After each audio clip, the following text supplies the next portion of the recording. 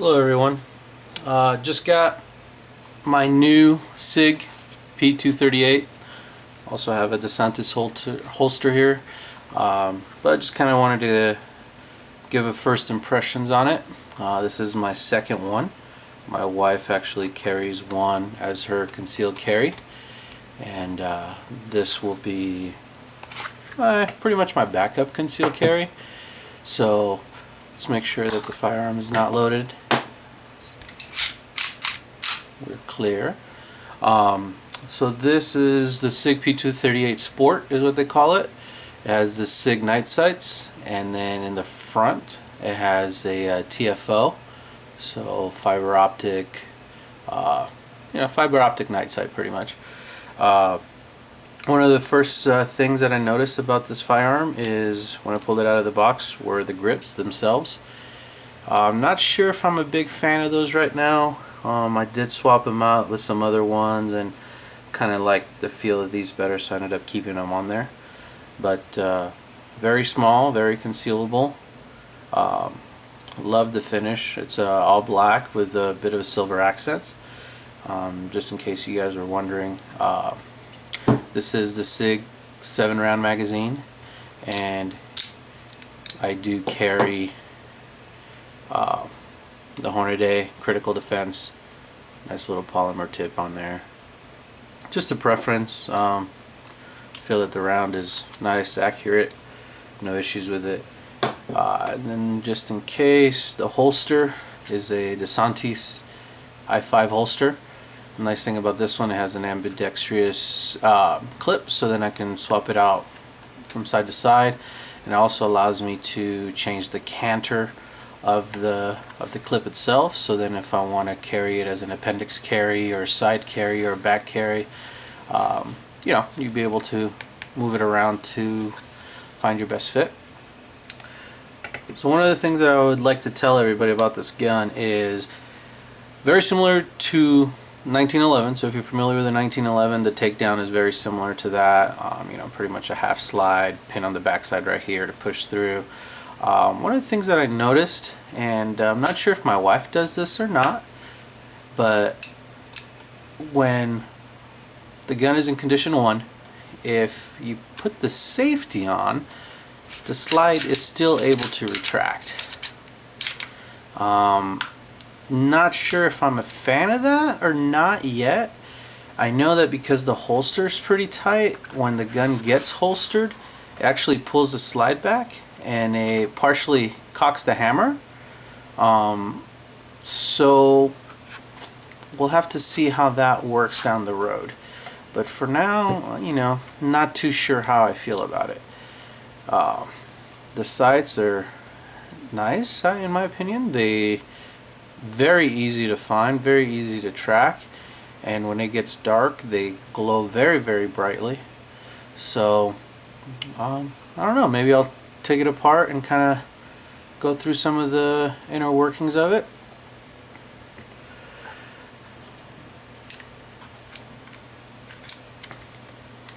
So first things first, make sure the slide is pretty much half back, line up the dot. This again is very new, so it's still stiff. I got a little tool here, it's just Allen wrench with some duct tape on it to make sure it doesn't scratch the finish. Pull out the pin, everything slides forward. That's pretty much how simple the takedown is of this P238. Again, if you're familiar with the 1911, you should be familiar with that aspect of it. The polymer frame itself is extremely light. I think the weight of this is mostly the hoe grip than anything else. Put that right up there. And then the slide, nice weight to it for sure. So just when you remove this, make sure that you don't let it go so it doesn't go flying in any direction. That's all it is, just a kind of like a coilover spring. Barrel, nice little, I believe it's 3 1/4 inch. It says 380 auto right here. I'm not sure if you guys would be able to make that out. So we opted for the 380 mostly because my wife is new to shooting when we decided to start buying these, and I didn't want something with a huge recoil to scare her away. I've been shooting most of my life, you know, I grew up on a farm partly, so been with guns in my hands pretty much as long as I can remember. So to put it back together, coil over spring, make sure it's, you know, sat back all the way. Now when you put this back together, this little metal spring clip here, it will not let you put the slide back on unless you depress it down. Now make sure you don't push it all the way down, because then you will get it locked in there. So that's as simple as it is. Now just make sure that your holes line up for you able to slide your pin through, and then slide the slide back till you get to that recess. Push it through, and there you go. You got your P238 back together. But like I was saying, the reason we decided to go with 380 cartridge, although some people might say it's underpowered and everything else that goes along with the smaller round, the reason we went with it was I just didn't want to scare my wife away from it. She was new to shooting, no idea how to really shoot a gun, so I taught her. We started with a smaller cartridge. Now that she's more comfortable with it, she's shooting my 45 ACP, my 1911, and we're looking into maybe getting a Glock G30 SF, which has a smaller back strap than the 30, which would allow for her to have better grip on it. So just, if anybody's out there trying to figure out how to get their girlfriends or wives to start shooting, you know, start with a small caliber. Get them familiar with the gun. You know, make sure that they're not scared away by it, and then once they're familiar with it, you know, they'll be the ones that tell you when to want to jump up to a bigger caliber.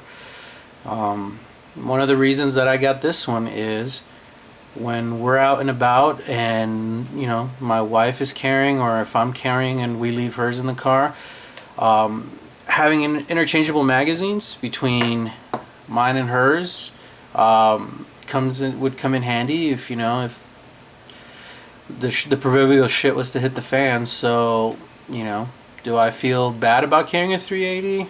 No, not at all, because you know what, I still wouldn't want to be hit by anything, especially, you know, a round flying at 1,000 feet per second. So, you know, just keep that in mind. If it makes them, you know, more comfortable, and it's something that you guys want to do together, getting them into shooting, maybe a 380 is a perfect caliber to start off with. Again, the Sig, a little bit more expensive on the price point than what you would find like as a Taurus or a car or the Rugers.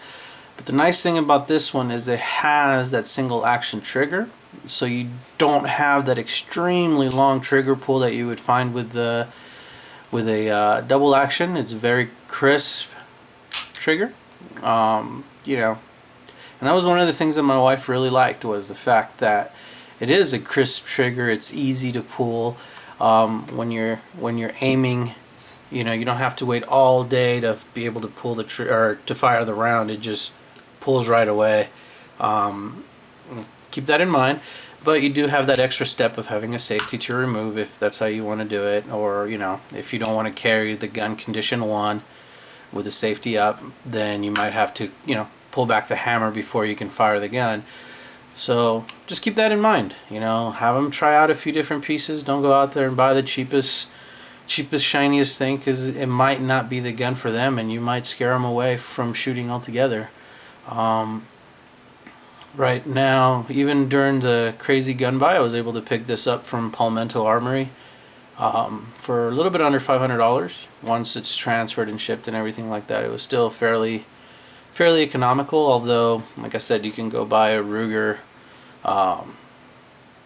Ruger 238. You can buy one of those for about $300, or, you know, even the LC9, you can buy that for a little bit over $300. But personally, I like the feel of this. I'm very familiar with the 1911. The 1911 was one of the guns that I ended up using to teach my wife how to shoot with, so she's very familiar with the functions of the safety and the takedown mechanism and everything. So just keep that in mind, and hopefully we'll be able to make some more videos with different guns and different ammo capacities if, you know, the looming gun ban and high capacity magazine ban doesn't go through. So yeah, if you have any questions, please leave them on the comment, and I might include a link to the Palmetto State Armory for this little guy if you guys are interested. Well, thank you for watching, and have a great day.